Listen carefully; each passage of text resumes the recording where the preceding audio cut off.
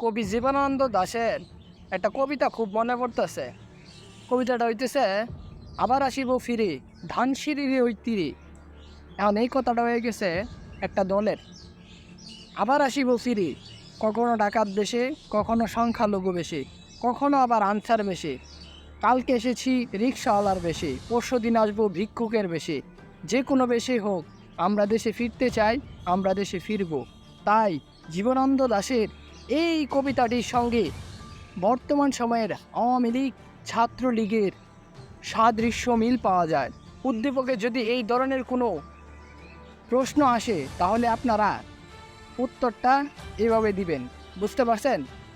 যদি গ নাম্বারে যদি উদ্দীপকে প্রশ্ন আসে সৃজনশীল, যে আবার আসিব ফিরে ধানসিঁড়ির এই তীরে, এটির সঙ্গে কোন দলের সাদৃশ্য মিল রয়েছে তা ব্যাখ্যা করো, তাহলে এইভাবে উত্তর দিতে হবে।